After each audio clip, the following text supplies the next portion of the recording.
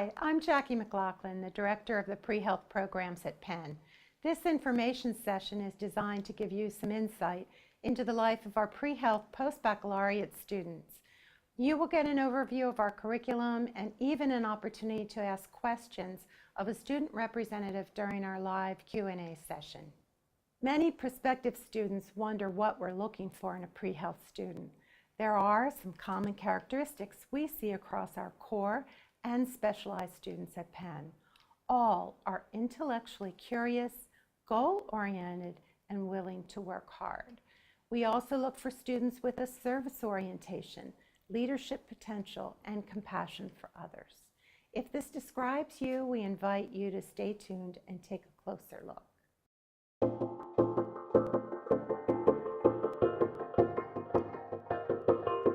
Well, our program is unique in that we have flexibility for students to do this program in a variety of ways. The majority of our courses are offered in the evening. Students may do that on a full-time basis or a part-time basis, but any student that's accepted into our program is eligible to take classes, a comparable class during the day. The majority of the courses that will meet requirements for the core certificate or the specialized certificate are science courses. Those courses may be chemistry, biology, physics, and we have a wide variety of neuroscience courses that meet those requirements as well. But students may stay and take additional courses if they like. So we have a wide range of undergraduate science courses. We can also weave in math requirements or social science requirements for students who need those as well. So for the specialized studies student who is taking HCUs, they can do that within 1 year, within 2 semesters, a fall term and a spring term, taking 4 courses each semester. If they choose to go part-time, they can spread that out over 2 years, over 5 sequential semesters, taking 2 courses a semester if they happen to be working full-time or part-time. It really will take about 2 years for a core student to complete the program. Core students have the option of starting in the summer or they might start in the fall term.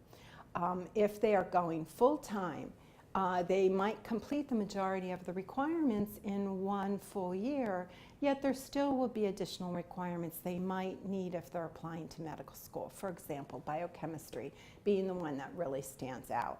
So in that situation, it really makes sense, and what we're advocating now for most of our core students is that they're really looking at a 2-year time frame. Starting in the fall makes a lot of sense. The pace is very nice, and a core student is able to weave in the experiences that they need to have in research or in clinical exposure, which really makes them a much stronger candidate when it comes to application. I think our admissions process is very detailed and very careful. And one of the things that we're looking for is offering admissions to students that we think are going to be successful in this program. But part of that success is also engaging with the faculty and engaging with the advising team early on and continuing to come in and meet with advisors so that we can all work together as a team to make sure that students are reaching their goals and staying on track. And an advisor plays many different roles. An advisor can help with career counseling, with academic advising, helping with selection of courses, but can also be a confidant and a counselor as well when a student needs some additional help outside of the school environment. For the student who might have done some basic general chemistry or maybe some intro bio, but needs to do additional core prerequisite courses, we're the perfect place for them because they can come in and fill in those core requirements that they need, and then take additional advanced science courses as well. So they're a very good fit. We do consultation with students initially to find out where they fit. Should they consider themselves a core student or should they consider themselves a specialized student? So if someone is unsure at the time of application, just submit your application and we will work with you to sort that out. What we look for in the core applicant is someone who has a great academic track record, who has the motivation, and is willing to work hard. You have to have an understanding of yourself and why you want to go in this direction. But that's exactly what a core program is for the person who studied, another subject area and now decides that they are ready at this point in their life to move in another direction and study, a different content matter. So we are perfectly designed for that. The specialized studies are really an interesting group. They're here for a variety of reasons. Some of them are trying to improve their academic record for a variety of reasons. They may not have achieved the academic goals that they wanted to during their undergraduate career. And others just want to strengthen what they already have. They may have a wonderful academic record and they just need a little bit more time, a few more advanced courses, maybe some more experience to make themselves a stronger candidate. We'll see students who come into the program thinking they might want to go into medicine and decide throughout their growth and learning and experience that maybe it's not the best choice for them. So we have a fair number of students who might choose to do physician assistant program. We've had a few who have decided during a discernment process while they're here that they're interested in physical therapy. I've had students decide they're interested in public health.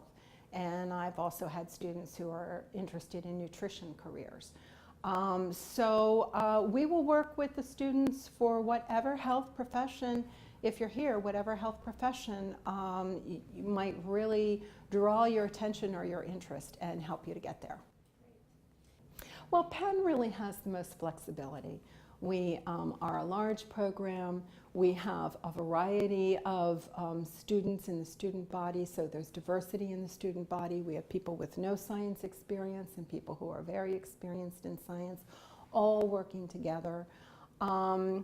We also have an opportunity to leverage a lot of research training and clinical training opportunities for students, and we continue to put more of those in place each year. So it's something, the Penn experience is something that you're not going to be able to get elsewhere.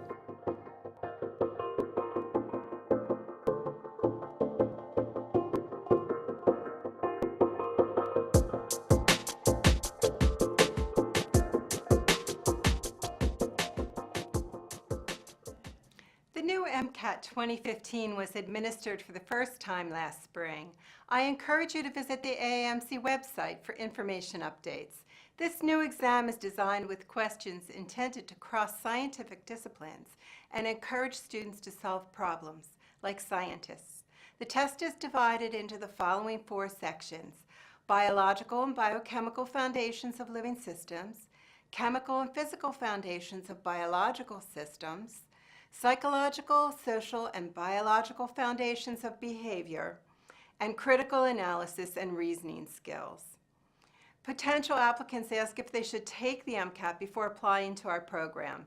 No, we do not expect applicants to take the MCAT prior to enrolling, but we encourage students to take the MCAT when they're best prepared to do so. However, we will require a standardized test result as part of your application, and this can be the SAT, the ACT, or the GRE. Again, if you have MCAT questions, I urge you to visit the AAMC website for announcements and updates. Please stay tuned for our live Q&A session starting now.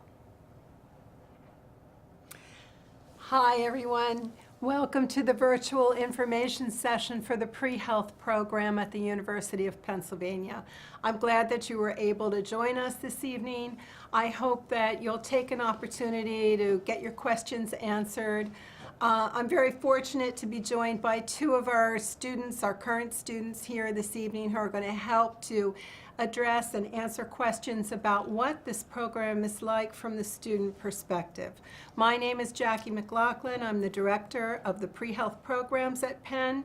And to my right, I am joined by Julie Hoga? Yes. Okay. And David Ting. Julie is a core student in the program. She's also an international student, so if there are international students or people wondering about that, she can probably give you a little bit of information about her perspective. And David is a specialized student, and David has been doing the program on a part-time basis, is that right? So, and you've been full-time, so hopefully you'll get a variety of differences about their experiences. But Julie, I'm going to toss it to you so that you can talk a little bit about sort of your background and how you came to wanting to do a post-bac program and how you ended up at Penn. Yeah, so as Jackie explained, I'm an international student. I'm from Norway and grew up around Scandinavia. I got my bachelor's in finance at New York University in Shanghai. So I have a very non-traditional background. And right around the time that I graduated, I realized that finance wasn't exactly what I hoped my future would be. And so I decided to look into post-bac programs and spent a year working and then applied to Penn, shadowing a little bit in between there. And now I'm a core studies student. Because I'm international, I'm full-time. And I love being here in Philadelphia because in terms of being an international student and needing volunteering opportunities, this is the best possible place I could be in the midst of some of the best hospitals in the United States and in the world. Excellent. So, yeah. Excellent. Great. We're Very glad you're happy. here. And David, how about you? I grew up in Springfield, Missouri, and for undergrad I went to Princeton. I was a history major, concentrated in history of science. I did nearly all of the pre-med courses in undergrad with the exception of biochemistry and stats, both of which I completed here in the program. And although I always knew I wanted to be pre-med, I really felt like I needed to buff out my science strengths because that was something I was not confident in before I came to this program. And I'm very happy to announce that the teaching here is really, really great. And the amount of time that advisors are able to spend with you, it's unimaginable how much work and empathy they're able to put your way. And I also second Julie on the fact that there are lots of job volunteering opportunities around here. This is a hotspot. There are innumerable opportunities. I agree with that. So thank you very much. So I'm going to turn to questions from people at the audience. People have been sending in answers to Faye, and she's putting them up on the board for us. So Alexandria, who is at Cornell, has a question about applying. So I take it that it may be in your junior year and thinking about would you need a post-bac, and there are a lot of reasons why students might be interested in a post-bac program while you're still in your undergraduate years. But basically, you really should be thinking about submitting your application, Alexandria, when you're in your senior year. So that would be better because we really can't offer you admission or anything like that until you really complete your undergraduate studies. Okay, so, but I'm happy to talk with you. You can certainly, email me, send an email to any of our recruiting staff if you want to know more about the program. We're certainly happy to talk to you about that and help you make a decision about what's the right place for you to be. Natalie has asked a question about a spring start and whether or not that's possible for core students. Students enter our program at 3 points. So there's a summer entry, and we have core students and specialized students starting in the summer. We also have students starting in the fall, so that would be core and specialized. And that's when we have the largest influx of students, is really in the fall. So students, even though we have a new student orientation in the summer, it's just, a smaller group, but we typically invite those students to come to the fall new student orientation as well. We do take in even a smaller group of students in the specialized program in January. But core students really are not a good fit for January. The reason for that is because most of the core courses are sequential.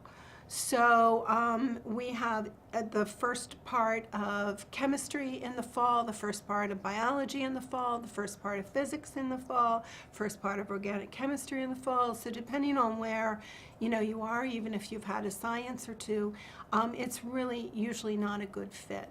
However, there are some students who are kind of in between a core student and a specialized student in terms of their academic background. If you have a question about where you fit, whether you fit into the core program or the specialized program, we'll sort that out with you. So occasionally there might be a student who is a best fit for core program. We might be able to allow them to start in January. So it really only depends on, you know, your academic background, what courses you've completed. So we're happy to talk to you about that too, Natalie. Joyce wants to know about the timeline for a core student with no science background. And then also has a question about wanting to link to Penn Dental. Okay, great. Well, let me talk a little bit about the timeline for a core student. Julie, do you want to talk about that a little bit since?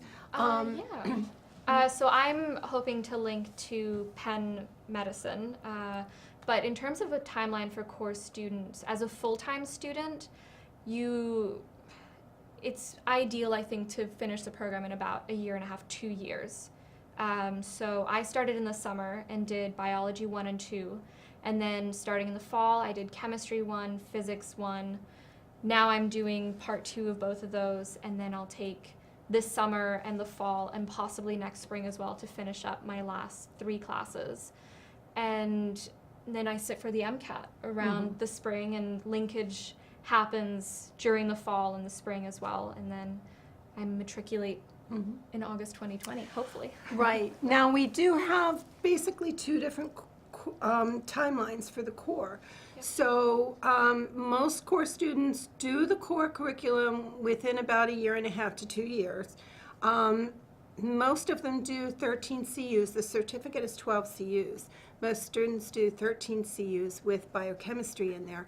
But if you distribute it across 2 years, it gives you the opportunity to take some additional upper level biology courses like cell biology or physiology or genetics or microbiology. Would you say those are important courses for a core student to have, David? I think they're. Yeah. And they're very fundamental. So giving yourself, you know, that time to distribute those courses doesn't hinder you from doing any kind of a linkage program, and it's particularly if you're interested in dental school, you actually do need to do some additional courses, particularly microbiology. We also have online available a head and neck anatomy course now that is a really good preparatory course for students who are interested in dental program. So the ideal timeline might be a year, it might be 2 years, a year and a half, somewhere in there, depending on what your background is. And so I guess the message for that is that it's kind of individualized to what your experience is, what your needs are, what kind of professional school you're interested in going into. So have that conversation with us. You know, I really encourage you to reach out to us so that we can understand what your needs are and what it is that you're looking for, and give you the best advice. If I could chip in a little Sure. bit on this. Something that really drew me to the program was the course offerings. Me, I have an interest in neuroscience, and seeing the availability of the courses and the diversity, UPenn has some courses that other places will not have. So if you have not looked at the course catalog, please do yourself a favor and check it out. Thank you. Lewis wants to know about the ideal time to take the MCAT. And typically it's obviously, hopefully before you apply to medical school. Some students actually will submit an application before they take that MCAT. Or before they have the results. So usually it is before you apply. So let's assume, Lewis, that you're making an application to medical school in June. And so you want to have your MCAT score, maybe your MCAT taken maybe January or in April or May of that same year. But people, again, have different timelines, and depending on how many courses you're taking, how quickly you're going through the program. Some students might actually do their preparation for the MCAT, in the fall, and then they're taking it in January. It gives them a window of time when they can actually repeat if they need to. So again, it's very important to have those conversations. If you're applying to the program, have those conversations with the person who interviews you for the program, and then frequent conversations with your advising team about when is a good time for you to be taking the MCAT. Christopher took the MCAT in 2014. It's no longer valid. Does this make you ineligible for the program? Absolutely not, Christopher. If you've taken the MCAT, we want to see that. We want to see how you did in that standardized test. That doesn't predict how you're going to do on the new exam, but we do not require students to take the MCAT for entry into this program. We do require a standardized test, and that is typically having the SAT or the ACT. For some students who might not have SAT or ACT, we look to the GRE. We do not expect you to take the MCAT as part of the admissions requirements for this program. I'm missing part of that question. Will I need to do core or specialized? Well, core or specialized about science courses with foreign credentials. Got it. Okay. So, again, that kind of really depends on a case-by-case basis. Typically for students who've done foreign coursework in their sciences, oftentimes they do need to repeat that coursework at an American university if they're hoping to apply to an American medical school. We're happy to talk to you about that. And whether or not, the core or the specialized program is the best fit for you. Can specialized students start in summer full-time? Yes, you can. Who's taken summer courses? Have you? I have. Yeah? Is it hard to take summer courses? No, it's actually really nice. Ah, that's nice. Usually summer courses are condensed. So you have to be really careful about how many courses you're taking, what your course load is, what those courses are. A summer course is taking a 14-week course and condensing it into typically 5.5 weeks.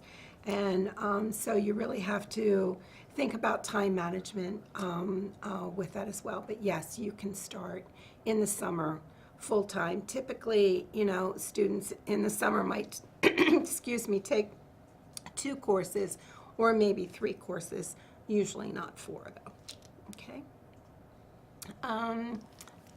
So let me see. Where are your classes taken? At an extension school or in the School of Medicine with medical students? That's a really good question. And I will let both of our students here talk to you a little bit about their experiences in the classes. Our classes that we offer all have to be approved as equivalent classes to classes that are taught in the School of Arts and Sciences at University of Pennsylvania. Our classes are in the evening, but they are housed in the same building, the chemistry building, biology building, where our regular daytime classes are held. Your classes are with your peers in this program, so they are not with medical students. They are not held at the School of Medicine. And the size of the class varies. Most classes are about 20, 25 students. Some can be 40, 45 students. And we have an occasional class that is very large, like our immunobiology course usually enrolls a lot of students. It can be up to 80 students. But that is one of the classes that always gets an excellent evaluation for teaching and for the course, and they have a lot of TAs there. So usually students don't complain. They usually rave about that course.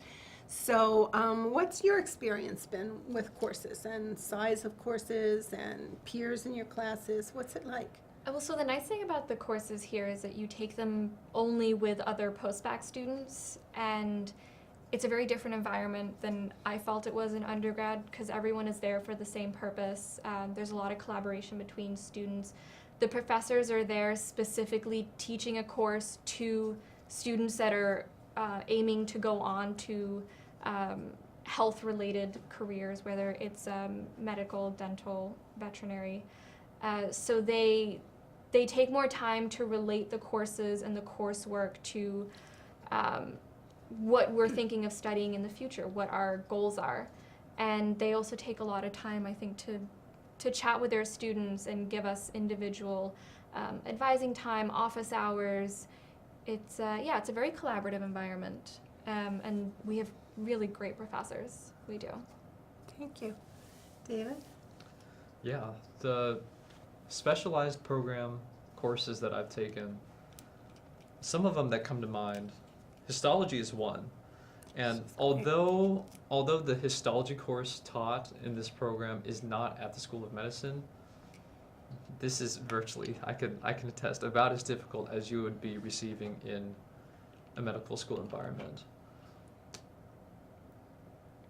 I would say that there are also opportunities outside of taking only with other core specialized students. If there's really an undergraduate class that you, for some reason, want to add to your belt, that's always something that Jackie can check the syllabus of and get approved, and you are free to take that class. But yeah, as Julie said, most of the people that you'll be collaborating with are other post-bac students. And yeah, going back to professors' reviews of classes, I was extremely impressed with the amount of extracurricular help that biochemistry was able to offer. It's all within biochemistry. I shouldn't say extracurricular, but we had office hours. We had office hours 4 times a week. The TAs were always within reach, and really without that much help, I don't think I could have ever actually loved biochem, because biochem was actually the class that I was most afraid of coming into my undergrad freshman year, and knowing what courses Soleil had. That was the one I was just frightened to death about. But yeah, it says a lot that it was actually a subject that I was able to love with that perfect environment. I have very many good things to say about that class. Excellent. I'm glad to hear it. We have an excellent teacher for biochemistry, and it also is such an important, 25% of that MCAT is biochemistry, but it's such an important subject in pulling together your sciences and really getting a sense of, how the body works and understanding disease states as well. So I'm glad that you love it. That's good. There's another student who wants to know about strengthening the GPA. Is this a program for you if you want to strengthen your GPA? Yes, that's what the specialized program is for. The specialized program is technically known as an academic enhancer program. And so there are students who come in with, not as strong a GPA, maybe a 3.1, a 3.2 GPA, and they really need some additional undergraduate advanced sciences to raise that GPA to a more competitive level. We also have students who come into the specialized program with a great GPA. They might have a 3.6, a 3.7 GPA, but they're not ready yet. They really want some more experiences. They want some more education. They're just not ready for that application. So, people come here for a lot of different reasons. So even though it is, yes, helpful to raise your GPA, it also is a time and a place to grow while you're really continuing to discern about what is the right pathway for you. Is it really medicine? Some people are torn. Is it dentistry or medicine? And they're really trying to decide where they should be applying. So again, I encourage you to reach out to the recruiting staff and the enrollment team and see, if you can get some more specific questions answered about whether or not it's a good fit for you. Maybe I didn't answer how large the classes are. So I'm going to bounce that to both of you. The size of your classes for the most part in the core? It varies quite a bit, but I think on average maybe between 30 and 50 students. Oh, wow. So some of at least for me, because I'm in the core program, so Chemistry 101, we had, I think, close to 50 students, but it doesn't feel that large, which it's strange to say, but you have such close contact with a professor that it doesn't actually seem like a big classroom environment. And I come from a school, both high school and college, where our classrooms were closer to 20 people, and it didn't feel that different for me. Good. How about you? Lecture courses are going to be really huge. I've taken 2 seminars now, and both of those, they cap out at about 15. It'll be 10 to 15 students. So that's like an even more intimate experience, but that's usually the benefit of being a specialized student. After you've gotten in those general requirements and maybe you've done your introductory neuroscience class, then you can move on into some of these advanced 4th-year courses, which I really wanted to do. That was part of what attracted me to this program, and yeah, great environment. Okay, thank you. So somebody's asking me to elaborate on what a core versus a specialized student means. Again, if you take a look at our website, you'll see that we offer 2 certificate programs. One is a core career changer program, and the other one is a specialized science program that's for academic enhancers. So the difference between the programs has to do with your academic background. If you have no science background, you need the core classes.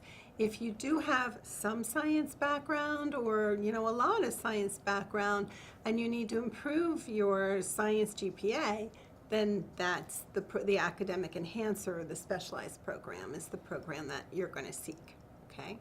And again, students fall in between, but it's really good to talk to somebody about where you fit if you think you might fall in between.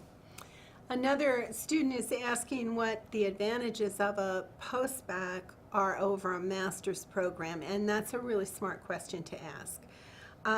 When we see applications come in for the specialized program, and these are students who have a science background, they're the ones who would be considering a master's level program in sciences for biomedical sciences for medical school or any other professional school.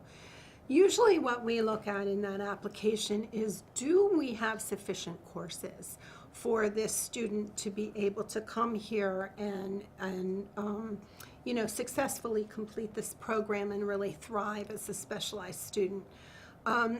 The other thing that we look at in addition to do we have enough courses is how many courses might it take for this person to really move their GPA.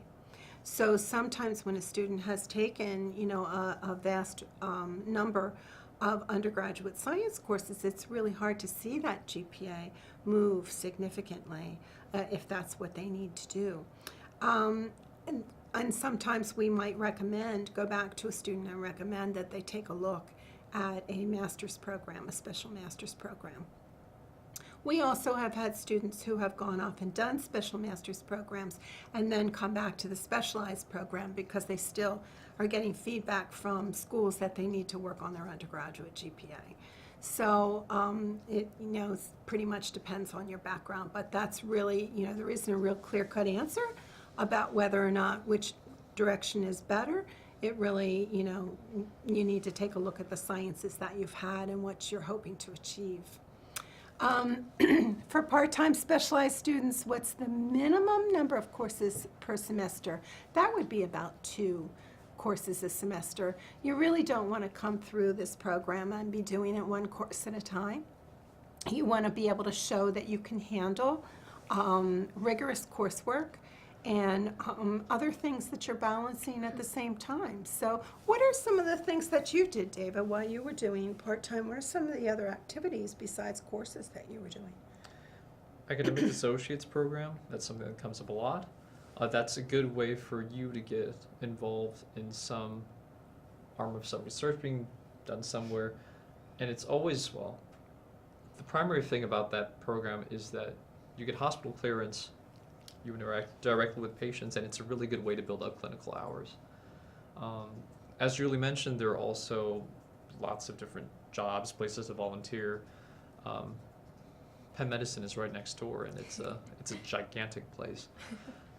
So there are lots of, even just like cold calling people. I've had friends do that, go to some department that they like and then just shoot through every single possible option for, would you like to work with me? I'm interested in XYZ. So that's a possibility. Right now I'm currently working at Ralston House. It's a Center for Geriatrics and Neurology. I'm working there as a research assistant for a study, and I'm also helping a professor continue work for a particular book. That's great. Someone wants to know when our classes are scheduled, and yes, our classes are predominantly in the evening. I would say late afternoon to evening. So they are held in the buildings where the normal day classes are, but because there aren't day classes scheduled there, we're able to hold them there in the evening. Students do sometimes take a day class. That David mentioned this, if there's a class that really fits with your background and your need, or if you have a time conflict between the classes that we offer and you can take a day section of that class, we certainly do allow you to do that, and that has to come through an approval process usually before you do it, and you want to make sure, is this class going to count towards my certificate requirements or committee letter requirements? So it's always good to ask. Julie, I'm going to ask you to answer the question about typical schedule. So you're a course student, so what does a Yes. typical full-time course student schedule look like?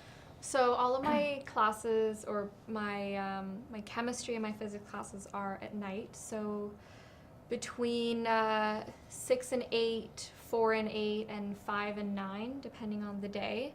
And my mornings are volunteering or doing research or doing homework. So you get a full day. And I also take one daytime course since I'm an international student and have to be full-time enrolled. And that usually starts around 10 a.m. Once a week. Yeah. Thank you. Okay. And there's another question about the flexibility of the program. Is it flexible enough for students to take courses and work at the same time? And I think that's a really good question. We advise oftentimes for students, particularly if you're full-time, that you're not working. It just isn't possible.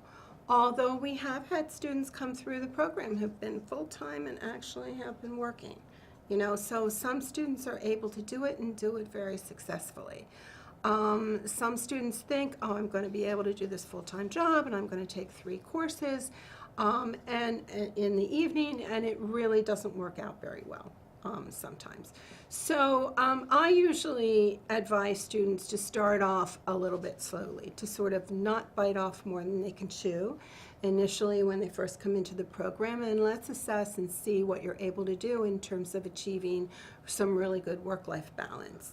And then if you can add on more courses, then add on more courses and do that successfully. You really don't want to jeopardize your academics while you're here by taking on too many extra things, even if you really do need to work. You have to do that very carefully and do that in consultation with a member of the advising team. Is there financial aid? The program itself doesn't have financial aid, but the fact that the core program and the specialized program are both certificate programs enables you to apply for federal loans. So there is a financial aid through federal loans, but we don't have any scholarships available for students. I'd love for us to be able to do that at some point in time, but we don't have the capacity to do that at this time. Let's see, how often does the program see and accept non-traditional students? That's a great question. I have to say all of our students are non-traditional. Julie certainly is non-traditional, David's non-traditional. It really depends on how you define non-traditional. I think in this situation, someone's worried about age, so maybe a student over 35. Our average student age is around 26, but students do range in age from about 24 to, we had a student who was in their 40s, 42. So we do have older students in the program. And So I think if this is the direction, the life change, that you're looking for, and willing to, to return to school as a student, and you're over 35, I think it's well worth taking a hard look at how you're going to do that and whether or not this might be the right place for you. I think the fact that you are in with peers and not in with regular undergrads helps with that. Because there's definitely they are adult learners. There's definitely a difference in the student body, the feel of the student body, and the maturity level of the students. So you might find that you fit in very well with that. Julie and David, there's questions specifically for you about where you live. Is there any free time, and what do you do for fun? And so, David, why don't you take that first? Sure. There are lots of places around campus to live. Evo Philly is one place. I'm currently at 2400. And yeah, there are also lots of different houses that you can rent out. Although I never went through that process. I had a friend living in the same apartment building as me, so she referred me. As for what one does for fun, Free time. Yeah, first of all, there are lots and lots of places to eat. I would recommend that you, if you have not already, that you learn how to cook for yourself, because you probably will be living, alone or with roommates, and it's a good idea to at least be able to do a little bit more than a basic dish like macaroni and cheese if you're going to survive. That aside, there are lots of places in Philly to try out. West of UPenn's campus, as well as dotted all over Center City. It's nuts how many different places you can try out. Like Parkway Museum District, you want to go to Eastern State Penitentiary or the Barnes Museum or the Philadelphia Art Museum. There's also a flower expo that's coming up in early March. The Mutter Museum, which That's it's fun. a pretty frightening place if you're not ready for it. But if you've got a medical interest in the curious, the terrifying, and the occasionally absurd, then that's a place to see remains, models. There's lots of wacky stuff there. So there is free time. There is free There time. is life, and actually the students, the Postback Society, the student group, they do and plan a lot of student activities together as well, which, some people, find really fun in their free time. should Do talk you about want to the address clubs. that too? Yeah. Definitely about Sunshine. So I live in Center City, and finding housing in Philadelphia, I think, is relatively, it's an easy process. Philadelphia is very overbuilt right now, so there's a ton of places available to rent. There's a lot of services where you can help get matched up with roommates, even joining the Facebook page for the Postback program. There's people who are subletting rooms because they're leaving for a year. There's a lot of opportunities to find a good living situation. In terms of free time, you really have as much free time as you make for yourself. Because all of the courses are at night, most of your daytime hours are free. Obviously, it's recommended that you fill that up with some volunteering hours or shadowing or something to add to your resume, and also get those clinical hours and get the exposure to really find out what you want to do and hone in your interests. But yeah, Philadelphia is a great place. There's a lot of, it's a really good city. It's a vibrant city. There's amazing food. I would argue that the food here is better than what you can find in New York. Unpopular opinion. I agree with that. You can spend quite a long time here hunting for the best cheesesteak. And yeah, there's a lot of great museums, and there's always a ton of events going on. And it's easy to get out of the city as well. It's a 2.5-hour bus ride to New York. You can go to DC, to Boston, up to Amish country. There's a lot to do. It's really what you make of it. I'd say student interest groups also. Right. Yeah, And and so the clubs. we also Yeah. have, not only Oh, is yeah, I should- Philadelphia a vibrant community, but we also have a vibrant student community. So we have about 7, 8, 9 pretty active student interest groups, and the student interest groups change over time as members of the student body change. So the most recent one that's come up was, an interest from a couple of students about spirituality and medicine. So I've just started talking with the university chaplain, and we're going to be putting together, some talks and panels and series on, some issues related to that. And in addition, looking at veterinary medicine and spirituality and dental medicine and spirituality, and trying to make it as cross-disciplinary as possible. But actually, both of these students here have been very active in some of the student groups, Penn Chime being one, and Julie is now taking up the lead on that, and David actually participated in a trip that we went to China last year, and that was part of Penn Chime, but David is also heading up the arts and medicine. David is a writer and very interested in the written word and as an art form, and is taking a lead on that. So is there anything else you want to add on that? I mean, there's so much to do. There's a in the lot to student do. body. It's also a great way to meet other students. So being a core or a specialized student, you tend to, through your classes, get isolated to those students in particular who are on the same track as you. But there's a lot of events. A great one is also Penn Future Women in Health, who do a lot to bring in women in medicine, and not just women, but No. great people who come and talk to us about research studies, and a lot of innovators, I think, in the field. And we just had CPR training. That's part of Yeah, the I got shadowing certified. program has done that, and we bring in people to do that. So Yeah. there's an yeah. You do have free time. You have time to engage in that. Yes. You have time to interact with your peers and do things in the broader community as well. Absolutely. One of a member of our audience wants to know what the advising is like. So in this program, we have an advising team, and I have an open advising program, so that you can see one particular advisor, you can see everyone. I do recommend that students meet at least once with every member of the advising team, because we're involved in writing your letters to support your application to professional school. So it's really beneficial for you and for us to get to know, the students.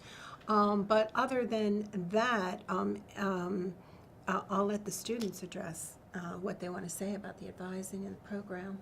I love the advising. It's really simple. We use AdviseStream. It's an app on your phone. So if you want an advising session, you just go in and you book a time.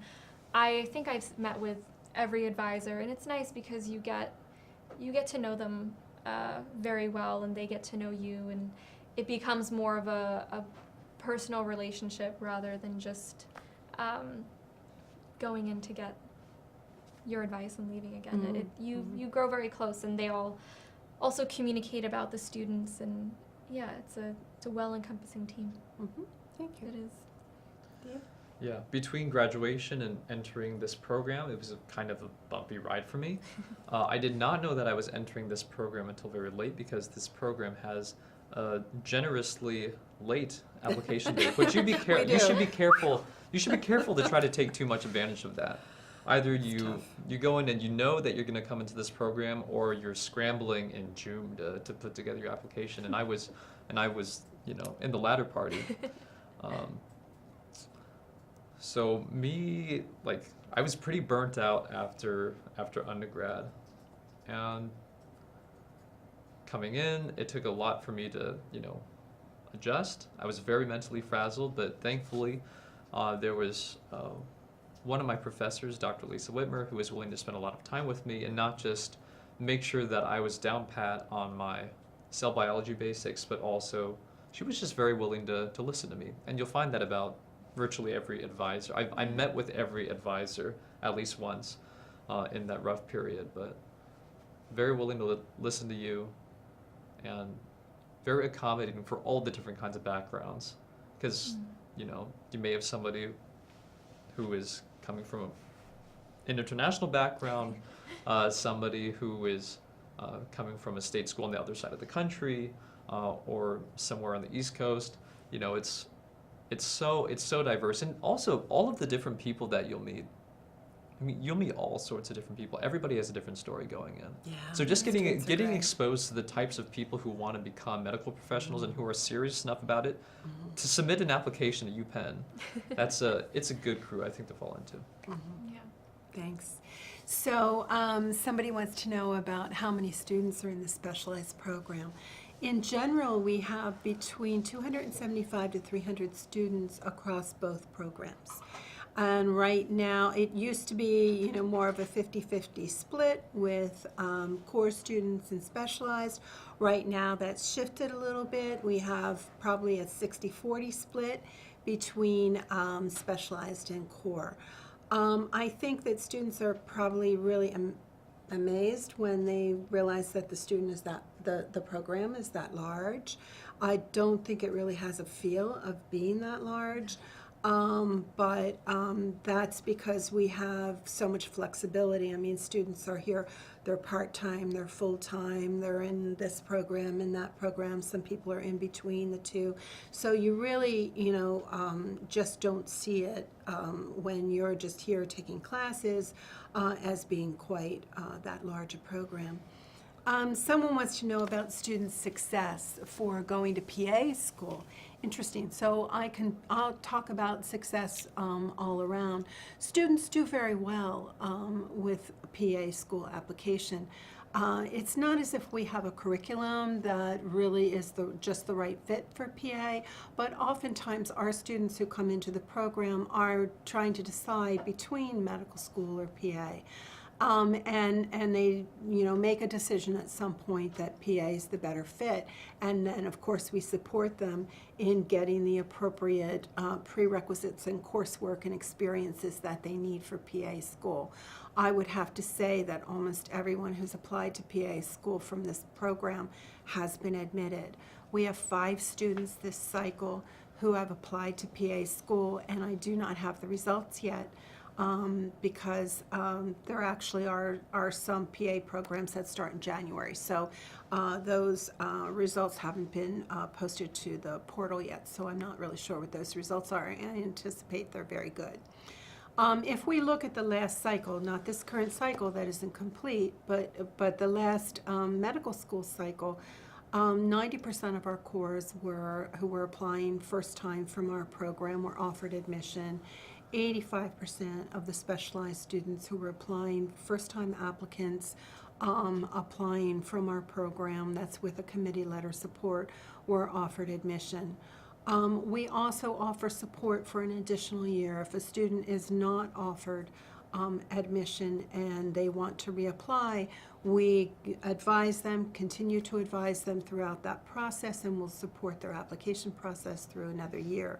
For students who apply a second time from our program with our committee letter support, those students, and it's maybe about 20 or so a year, about 65% of those students are successful with getting admitted into medical school.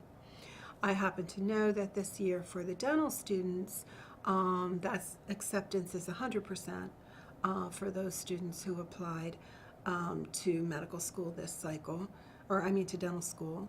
And our vets typically are close to 100%, or maybe because there might be 4 or 5, pre-vets applying, so maybe it's just one who might not be successful that cycle, but then they would reapply. So I hope that gives you an idea of the success rate. So the students actually do very well from this program, and I think it speaks to the students that we have in the program. They're really hardworking, driven, dedicated students. Opportunities to volunteer or work with MD or DO physicians, yes. There are lots of opportunities for that. What do you guys think? Oh, yeah. Opportunities to shadow or work or research? There's a lot. There's so many. You have 3, 4 big hospitals right next door. You have Presby, Hupp, Jefferson, and even more if you expand further out. And these are big hospitals. There are endless opportunities to get involved. And there's even the shadowing program now in the A program fledgling shadowing program. Yes, I have friends We're who working are on growing it. yeah, but I uh-huh. have friends who've participated Yeah. in that program and who have gotten great shadowing opportunities because of it. Right. So there's no end to the opportunities you have. We're getting close to the end of our time, but we still have a couple of questions, and hopefully we'll get to everything. If we don't get to your question, by all means, reach out to us via email, okay? Because we're here for you. We want to make sure you get your questions answered. I'm going to ask both David and Julie about, someone wants to know about their biggest growth experience through the process of the program. So I'll start with you, David. What's been, as you're on this pathway towards medicine, what really has been the biggest growth experience for you? I think realizing that I actually wanted to be a doctor. Yeah. Because, many of you have probably gone through some rough patch in undergrad where you really doubted yourself and you really felt like that whatever school you were at, the conditions were inhospitable to your wanting to pursue your medical dreams.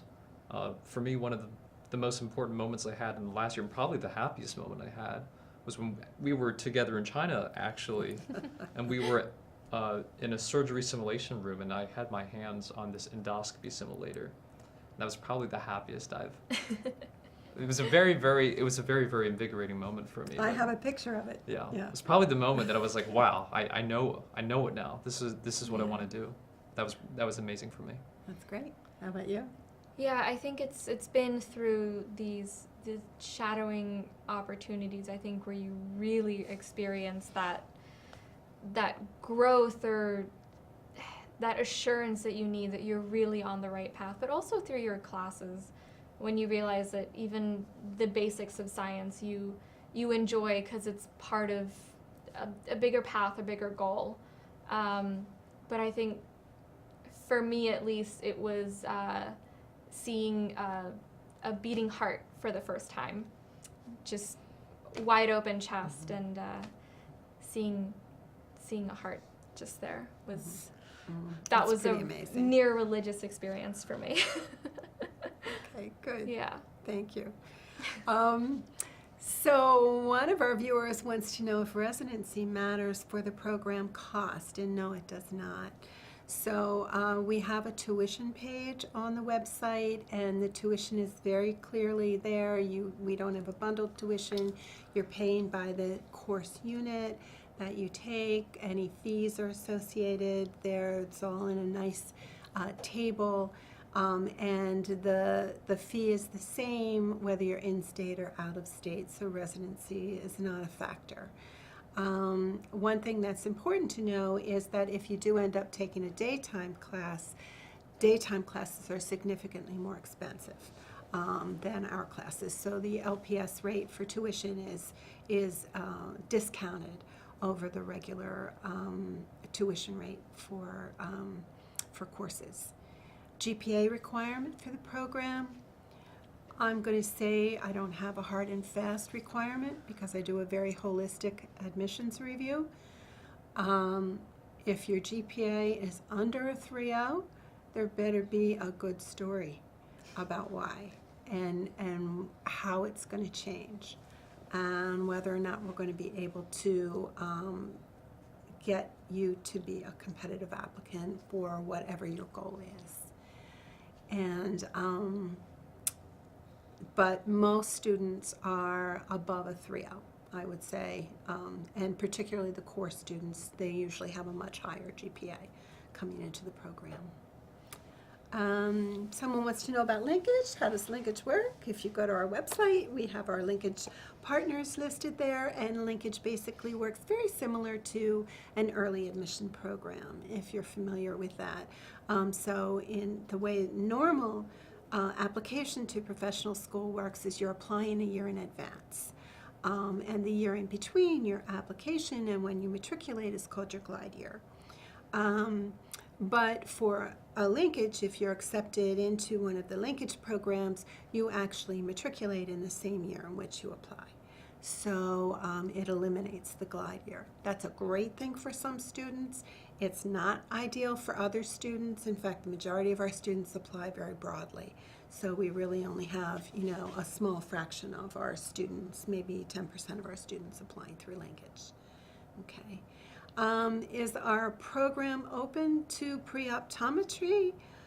We haven't had any pre-optometry students. So I think that you would have to have a conversation to see if we have the appropriate coursework that you need to prepare you for optometry school. But we certainly would be open to having that conversation. And I just have to say, I think we're at the end of our time. And I want to thank you for tuning in. I hope that it's been informative. And as I said, you can always reach out to us via email. We're very happy to hear from you and answer any remaining questions that you have. Thank you. Thank you.